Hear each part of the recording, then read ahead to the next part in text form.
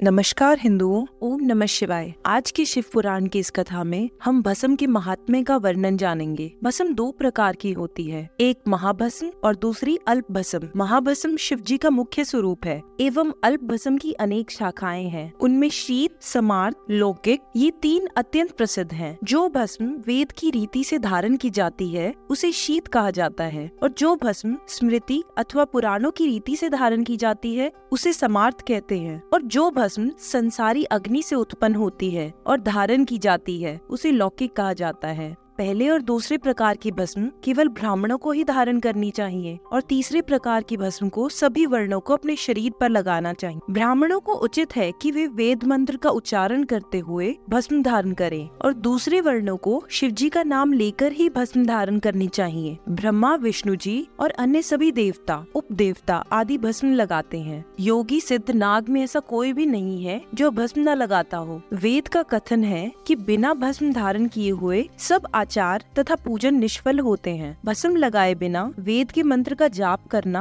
अत्यंत अनुचित है, क्योंकि ऐसे मनुष्य पर न तो शिव जी कृपा करते हैं और न ही उनका कोई कार्य सिद्ध होता है। भस्म का महात्म्य अनादि तथा अनंत है, उसका किसी भी प्रकार वर्णन नहीं किया जा सकता। सब लोग अपनी अपनी बुद्धि के अनुसार ही उसका वर्णन करते रहते हैं। भस्म को धारण करने में कुल और वर्ण का विचार नहीं होता। भस्म धारण करने वाले मनुष्य को तीर्थ के समान समझना चाहिए। जिस स्थान पर भस्म धारण करने वाले बहुत से मनुष्य रहते हैं वहाँ यज्ञ आदि शुभ कर्म अधिकता से होते हैं। ऐसे पुरुष जप, तप तथा व्रतों के शुभ फलों को प्राप्त करते हैं। भस्म धारण करने वाले को संपूर्ण विद्याओं का निधान समझना चाहिए, मानो उन्होंने सभी पुण्य कर्म कर लिए हों। जो मनुष्य भस्म लगाने वाले की निंदा करता है अथवा उसे डराता धमकाता है वह अपने जन्म को निष्फल कर लेता है। पुरुष, स्त्री, वृद्ध, तरुण, बालक आदि सभी लोग भस्म को धारण कर सकते हैं। भस्म धारण करने वाले को अधिक पवित्रता की आवश्यकता नहीं है। जो मनुष्य त्रिपुंड एवं भस्म के सम्मान की रक्षा करते हैं उन्हें शिवजी का भक्त समझना चाहिए। प्रत्येक मनुष्य को उचित है कि जब तक वो भस्म को धारण न कर ले तब तक न तो पानी पिए न भोजन करे, क्योंकि भस्म का त्याग करने वाला मनुष्य नरक में पड़ता है। जिस लीलाट पर भस्म न लगी हो उसे धिक्कार है। जिस गांव में कोई शिव मंदिर न हो उसे भी धिक्कार है। उस जन को भी धिक्कार है जिसे पाकर शिव जी का पूजन न किया जाए, और उस विद्या को भी धिक्कार है जिसके द्वारा किसी का लाभ न हो। सभी देवता भस्म तथा त्रिपुंड के उपासक हैं। जो मनुष्य वेद की शिक्षा देने वाला हो अथवा यज्ञ कराने वाला हो उसे उचित है कि प्रतिदिन भस्म तथा त्रिपुंड धारण करे। जो मनुष्य चांडाल हो परंतु त्रिपुंड धारण करता हो तो वो भी शुद्ध हो जाता है। जो मनुष्य प्रतिदिन भस्म लगाता है वह अत्यंत पवित्र है। गंगा आदि सभी तीर्थ उसके शरीर में सदैव निवास करते हैं और उसके दोनों ओर के कुल मोक्ष को प्राप्त होते हैं। भस्म धारण करने वाला मनुष्य संसारी सुखों को पाकर अंत में मोक्ष पाता है। सर्वप्रथम वह सब लोकों को भ्रमण कर ब्रह्मा जी के लोक में जाता है और 1 सहस्र वर्ष तक ब्रह्म लोक में निवास करने के उपरांत विष्णु लोक को जाता है। वेद, पुराण तथा उपनिषद सबका यही सार है। संपूर्ण देवता, मुनि, सिद्ध आदि भी यही कहते हैं। जो लोग भस्म की निंदा करते हैं वे करोड़ों पापों को युक्त होकर बहुत समय तक नरक में निवास करते हैं। गंगा आदि नदियों में स्नान करने का फल भी भस्म से अधिक श्रेष्ठ नहीं है। भस्म तीनों लोकों को पवित्र करने वाली है। भस्म को शिव जी का ही स्वरूप समझना चाहिए और भस्म धारण किए बिना यज्ञ, तीर्थ, व्रत, दान, ध्यान सभी निष्फल हैं। जिसने भस्म को धारण न किया वह संसार में व्यर्थ ही उत्पन्न हुआ है। भस्म लगाने वाले को तार स्वरूप शिव जी का ध्यान करना उचित है। वह तार स्वरूप 2 प्रकार का है, सूक्ष्म और स्थूल। इसका तात्पर्य 1 अक्षर तथा 5 अक्षर है। भस्म 3 प्रकार की होती है जिसे पहले कहा जा चुका है। कुछ लोग इनका वेद भव इन 3 प्रकार से भी वर्णन करते हैं। इन प्रकारों में अधीर मंत्र मुख्य है। अस्तु अधीर मंत्र द्वारा भस्म धारण करने पर यह उचित है कि शुद्ध लकड़ी को जलाकर जो भस्म बने उसे धारण करना चाहिए। भस्म बनाने का श्रेष्ठ नियम यह है कि बेल, पलाश, शमी, वट तथा पीपल की लकड़ी को भस्म के निमित्त जलाएं। इसके अतिरिक्त दारू, लोहा, मिट्टी, कांसी, चांदी आदि धातुओं की बनाई हुई तथा जो अन्न हवन के कार्य में लगाया जाता है उसके द्वारा बनाई हुई भस्म भी अत्यंत पवित्र होती है। भस्म त्रिपुण धारण करने की विधि इस प्रकार है। त्रिपुण शब्द से 3 रेखाओं का बोध होता है और उन रेखाओं में एक एक देवता विराजमान रहते हैं। भ्रकुटी से दोनों बोहों के अंत तक त्रिपुण लगाना उचित है। पहली रेखा मध्यमा से, दूसरी अनामिका से और तीसरी कनिष्ठिका से खींचे।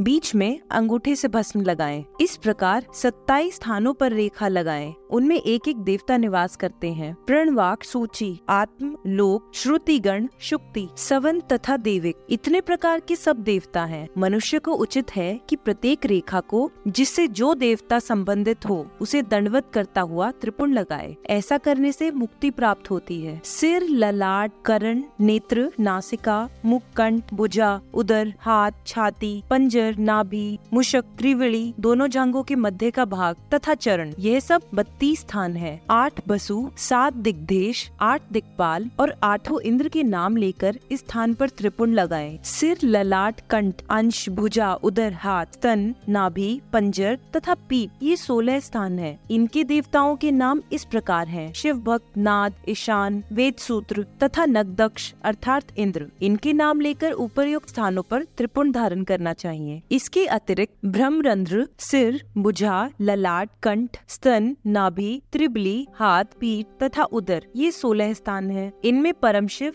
ब्रह्मा, विष्णु, अग्नि, गुरु, रुद्र, सूर्य, द्विशेष, वाम, मरुतु, वसु, हर तथा हरदेव को दंडवत करके त्रिपुण लगाना चाहिए। सिर, ललाट, दोनों कंधे, दोनों कान, हृदय तथा नाभि, ये 8 स्थान है। इनमें ब्रह्मा तथा सप्त ऋषियों को दंडवत करके त्रिपुण लगाना चाहिए। इसके अतिरिक्त सिर, भुजा, नाभि तथा हृदय, ये 5 स्थान है। इनमें 5 देवताओं को दंडवत करके त्रिपुण लगाना चाहिए। और ये था भस्म की महात्म्य का वर्णन। अगली कथा में हम रुद्राक्ष की महिमा जानेंगे।